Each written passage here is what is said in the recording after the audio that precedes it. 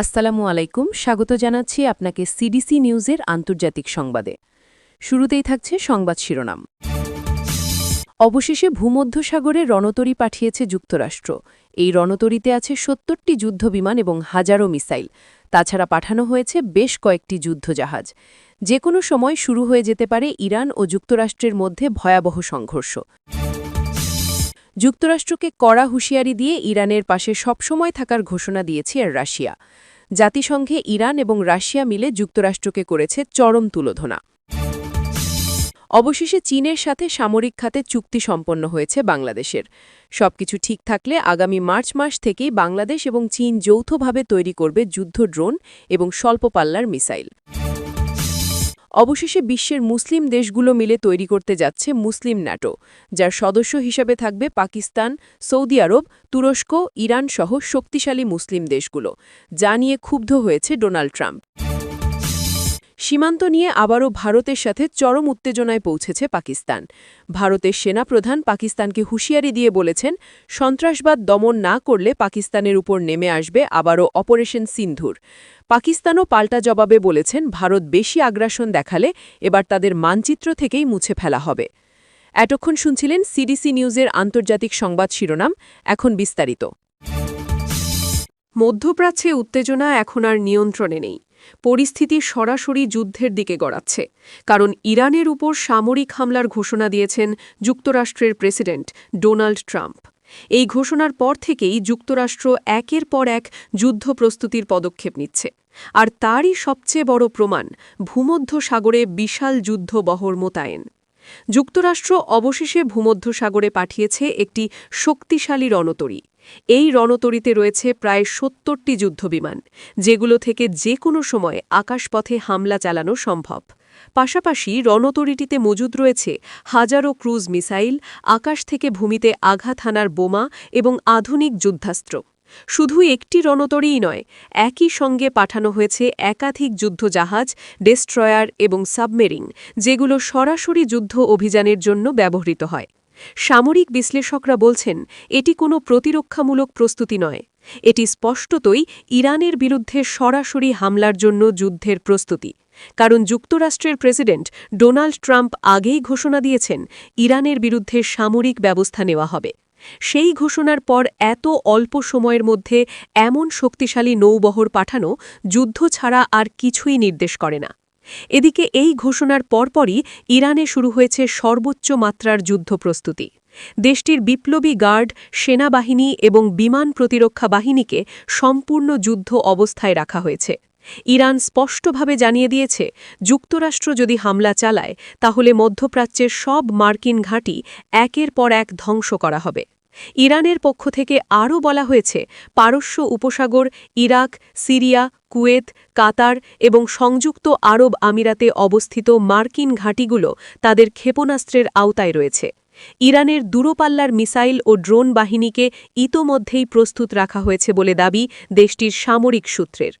এই অবস্থায় পুরো মধ্যপ্রাচ্য কার্যত পরিণত হয়েছে যুদ্ধক্ষেত্রে। ভূমধ্যসাগর, পারস্য উপসাগর এবং লোহিত সাগর জুড়ে মার্কিন যুদ্ধজাহাজ ও যুদ্ধবিমানের চলাচল বেড়েছে কয়েক গুণ। আকাশে সার্বক্ষণিক নজরদারি চালাচ্ছে মার্কিন ড্রোন ও গোয়েন্দা বিমান। অন্যদিকে এই সম্ভাব্য যুদ্ধ নিয়ে উদ্বেগে রয়েছে গোটা বিশ্ব, কারণ যুক্তরাষ্ট্র ও ইরানের মধ্যে সরাসরি যুদ্ধ শুরু হলে তা শুধু দুই দেশের মধ্যেই সীমাবদ্ধ থাকবে না, এতে জড়িয়ে পড়তে পারে ইরানের মিত্র দেশগুলিও। ফলে এই যুদ্ধ খুব দ্রুতই একটি আঞ্চলিক যুদ্ধ থেকে বড় পরিসরের সংঘাতে রূপ নিতে পারে। সামরিক বিশ্লেষকরা বলছেন, যুক্তরাষ্ট্র যে রণতরী পাঠিয়েছে সেখান থেকে একযোগে ইরানের সামরিক ঘাঁটি, ক্ষেপণাস্ত্র কেন্দ্র, বিমান ঘাঁটি এবং গুরুত্বপূর্ণ অবকাঠামোতে আঘাত হানতে সক্ষম তারা। অর্থাৎ হোয়াইট হাউস থেকে নির্দেশ এলেই কয়েক ঘণ্টার মধ্যেই শুরু হতে পারে বড় ধরনের বিমান ও ক্ষেপণাস্ত্র হামলা। ইরানও পাল্টা প্রস্তুতি হিসেবে তাদের বিমান প্রতিরক্ষা ব্যবস্থা শক্তিশালী করেছে। তেহরান সহ গুরুত্বপূর্ণ শহর ও সামরিক স্থাপনাগুলোতে মোতায়েন করা হয়েছে আধুনিক ক্ষেপণাস্ত্র প্রতিরক্ষা ব্যবস্থা।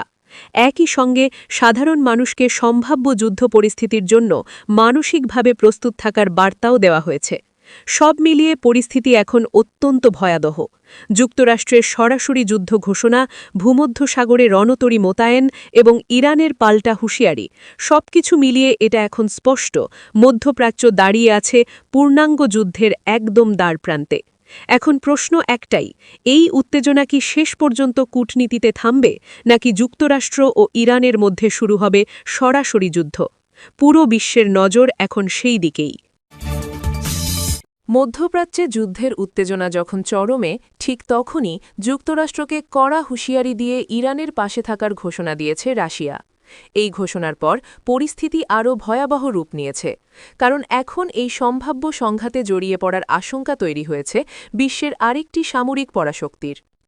রাশিয়া স্পষ্ট ভাষায় জানিয়ে দিয়েছে, ইরানের বিরুদ্ধে যুক্তরাষ্ট্র যদি সামরিক হামলা চালায় তাহলে মস্কো নীরব দর্শক হয়ে বসে থাকবে না।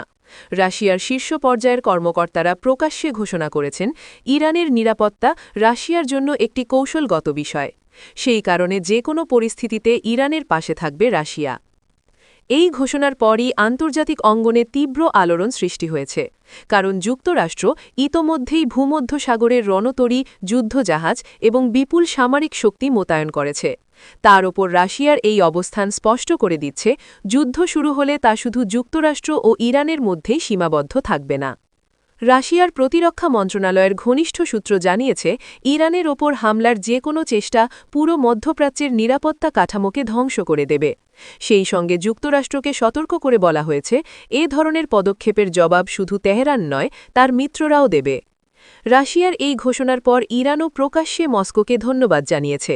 ইরানের পক্ষ থেকে বলা হয়েছে, কঠিন সময়ে রাশিয়ার এই অবস্থান প্রমাণ করে ইরান একা নয়। তেহরান আরও জানিয়েছে, সম্ভাব্য যুদ্ধে তারা শুধু আত্মরক্ষা নয়, প্রয়োজনে পূর্ণ শক্তিতে জবাব দিতে প্রস্তুত। বিশ্লেষকেরা বলছেন, রাশিয়া ইরান এই ঘনিষ্ঠ অবস্থান যুক্তরাষ্ট্রের জন্য বড় একটি কৌশলগত চ্যালেঞ্জ। কারণ একদিকে ইউক্রেন যুদ্ধ নিয়ে রাশিয়ার সঙ্গে যুক্তরাষ্ট্রের সম্পর্ক এমনিতেই চরম উত্তেজনাপূর্ণ, তার ওপর মধ্যপ্রাচ্যে ইস্যুতে সরাসরি মুখোমুখি অবস্থান পরিস্থিতিকে আরও বিপজ্জনক করে তুলছে। এই অবস্থায় মধ্যপ্রাচ্যে রাশিয়ার সামরিক উপস্থিতিও বাড়তে পারে বলে আশঙ্কা করা হচ্ছে। সিরিয়ায় থাকা রাশিয়ান ঘাঁটি এবং সামরিক ইউনিটগুলোকে ইতোমধ্যেই সতর্ক অবস্থায় রাখা হয়েছে বলে দাবি বিভিন্ন আন্তর্জাতিক গণমাধ্যমের। এর অর্থ, যুদ্ধ ছড়িয়ে পড়লে একাধিক ফ্রন্ট খুলে যেতে পারে। অন্যদিকে যুক্তরাষ্ট্রের পক্ষ থেকে এখনও রাশিয়ার এই হুঁশিয়ারির সরাসরি জবাব দেওয়া হয়নি। তবে মার্কিন সামরিক তৎপরতা থামেনি, বরং ভূমধ্যসাগর ও মধ্যপ্রাচ্যে যুদ্ধপ্রস্তুতি আরও জোরদার করা হয়েছে, যা পরিস্থিতিকে আরও বিস্ফোরণমুখী করে তুলছে।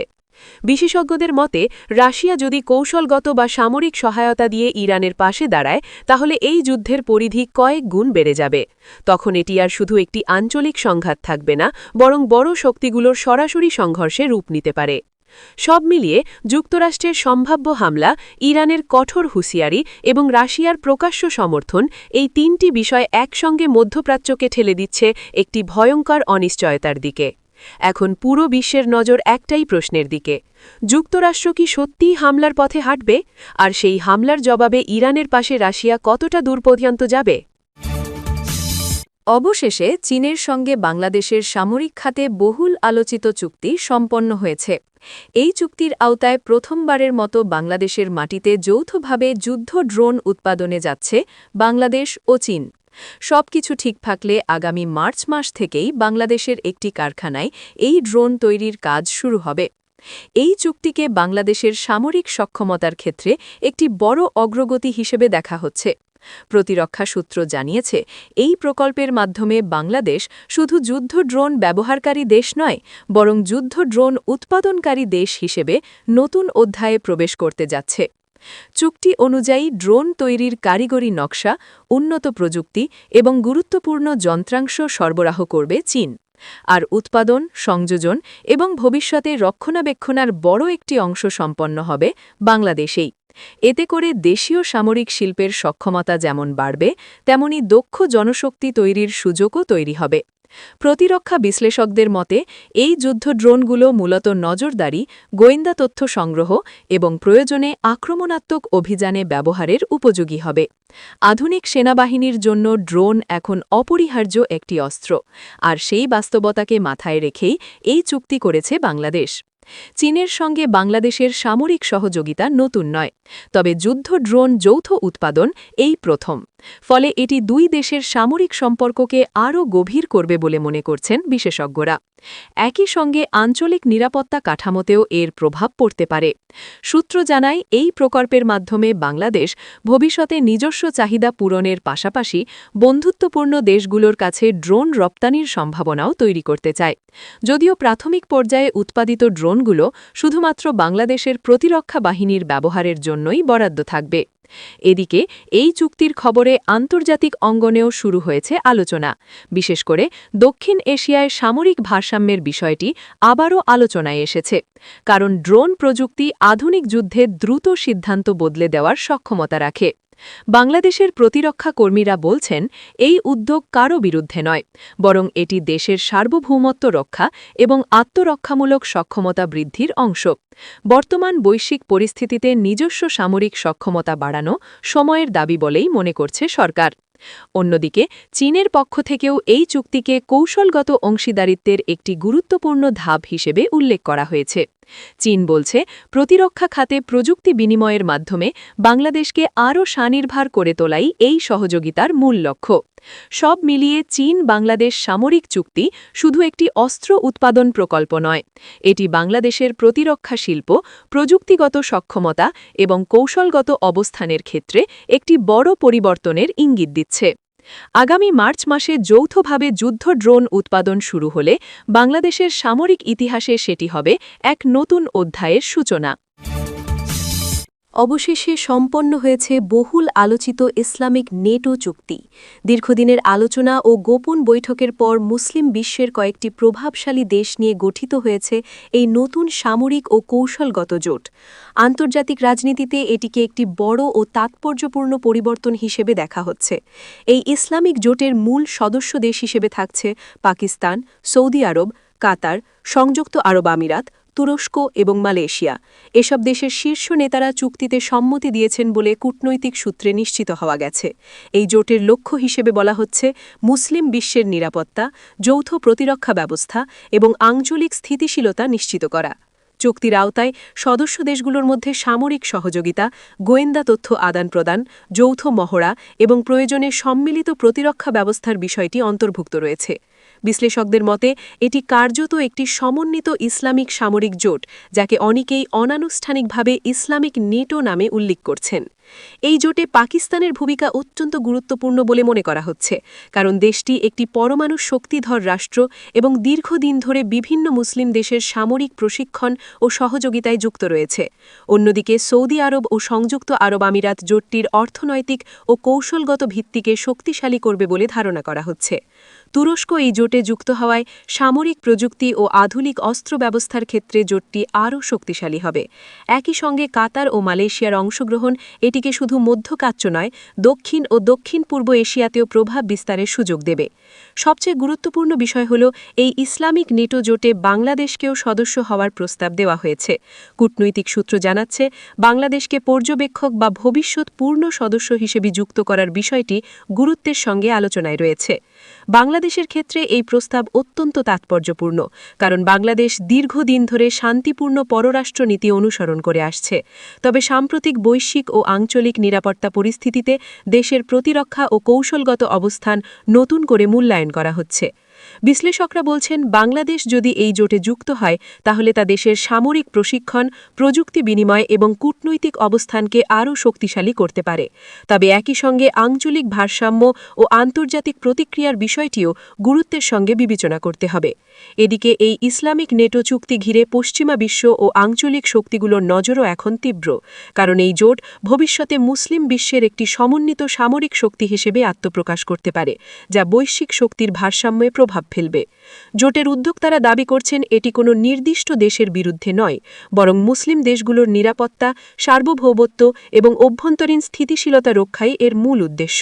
সব মিলিয়ে ইসলামিক নেটো চুক্তি সম্পন্ন হওয়ার মধ্য দিয়ে মুসলিম বিশ্বের রাজনীতিতে শুরু হলো এক নতুন অধ্যায়, আর বাংলাদেশ এই জোটে যুক্ত হবে কিনা সেই সিদ্ধান্ত এখন দেশটির নীতি নির্ধারকদের হাতেই। আগামী দিনগুলোতে এই জোট বাস্তবে কতটা কার্যকর হয় এবং এতে বাংলাদেশের ভূমিকা কী হয়, সেদিকেই এখন তাকিয়ে আছে পুরো অঞ্চল। এদিকে ভারত ও পাকিস্তানের মধ্যে উত্তেজনা পৌঁছে গেছে চরম পর্যায়ে। সীমান্ত পরিস্থিতি দিন দিন আরও ভয়াবহ হয়ে উঠছে। কূটনৈতিক টানাপোড়েন ছাড়িয়ে এখন এই উত্তেজনা সরাসরি সামরিক সংঘাতের আশঙ্কা তৈরি করেছে। সীমান্তের বিভিন্ন এলাকায় দুই দেশের সেনাবাহিনীকে সর্বোচ্চ সতর্ক অবস্থায় রাখা হয়েছে। নিয়ন্ত্রণ রেখা বরাবর বাড়ানো হয়েছে অতিরিক্ত সেনা মোতায়েন, ভারী অস্ত্র এবং নজরদারি ব্যবস্থা। উভয় পক্ষ থেকেই একের পর এক কড়া বক্তব্য আসছে, যা পরিস্থিতিকে আরও উত্তপ্ত করে তুলছে। ভারতের পক্ষ থেকে দাবি করা হয়েছে সীমান্তে নিরাপত্তা হুমকি বেড়েছে এবং সে কারণেই প্রতিরক্ষামূলক ব্যবস্থা জোরদার করা হয়েছে। অন্যদিকে পাকিস্তান বলছে ভারতের সামরিক তৎপরতা আক্রমণাত্মক এবং এটি পুরো অঞ্চলকে অস্থিতিশীল করে তুলছে। এই উত্তেজনার মধ্যে পাকিস্তান সেনাবাহিনী জানিয়েছে যে কোনো ধরনের আগ্রাসনের জবাব দিতে তারা সম্পূর্ণ প্রস্তুত। দেশটির বিমান বাহিনী ও ক্ষেপণাস্ত্র ইউনিটকে উচ্চ সতর্কতায় রাখা হয়েছে। একই সঙ্গে ভারতের সেনাবাহিনীও সীমান্তে যুদ্ধ প্রস্তুতি জোরদার করেছে বলে জানা যাচ্ছে। বিশেষজ্ঞদের মতে ভারত ও পাকিস্তানের মধ্যে এই উত্তেজনা নতুন কিছু নয়, তবে বর্তমান পরিস্থিতি আগের যে কোনো সময়ের তুলনায় বেশি বিপজ্জনক, কারণ দুই দেশই পারমাণবিক শক্তিধর রাষ্ট্র। ফলে যে কোনো ভুল সিদ্ধান্ত ভয়াবহ পরিণতি ডেকে আনতে পারে। এদিকে কূটনৈতিক পর্যায়েও সম্পর্ক কার্যত অচল হয়ে পড়েছে। আলোচনা ও সংলাপের পথ বন্ধ থাকায় পরিস্থিতি নিয়ন্ত্রণে আনার সুযোগ দিন দিন কমে আসছে। আন্তর্জাতিক মহল থেকে সংযমের আহ্বান জানানো হলেও বাস্তবে তার খুব একটা প্রভাব দেখা যাচ্ছে না। এই উত্তেজনার প্রভাব পড়ছে পুরো দক্ষিণ এশিয়ায়। প্রতিবেশী দেশগুলো পরিস্থিতি গভীরভাবে পর্যবেক্ষণ করছে, কারণ ভারত পাকিস্তানের মধ্যে সরাসরি সংঘাত শুরু হলে তার প্রভাব সীমান্তের মধ্যেই আটকে থাকবে না। বিশেষজ্ঞরা বলছেন বর্তমান পরিস্থিতিতে যে কোনো ছোট ঘটনা বড় সংঘাতে রূপ নিতে পারে। সীমান্তের সামান্য গোলাগুলিও দুই দেশের মধ্যে পূর্ণাঙ্গ সামরিক সংঘর্ষের সূচনা করতে পারে, এই আশঙ্কাই এখন সবচেয়ে বড় উদ্বেগ। সব মিলিয়ে ভারত ও পাকিস্তানের মধ্যে উত্তেজনা এখন এমন এক জায়গায় পৌঁছেছে যেখানে পরিস্থিতি নিয়ন্ত্রণের বাইরে চলে যাওয়ার ঝুঁকি তৈরি হয়েছে। সামরিক প্রস্তুতি, কড়া বক্তব্য এবং কূটনৈতিক অচলাবস্থা সবকিছু মিলিয়ে দক্ষিণ এশিয়া দাঁড়িয়ে আছে এক অনিশ্চিত ভবিষ্যতের মুখে। এখন দেখার বিষয় শেষ পর্যন্ত কী সংযম দেখাবে দুই দেশ, নাকি এই উত্তেজনার রূপ নেবে আরও বড় সংঘাতে, সেদিকেই তাকিয়ে আছে পুরো বিশ্ব।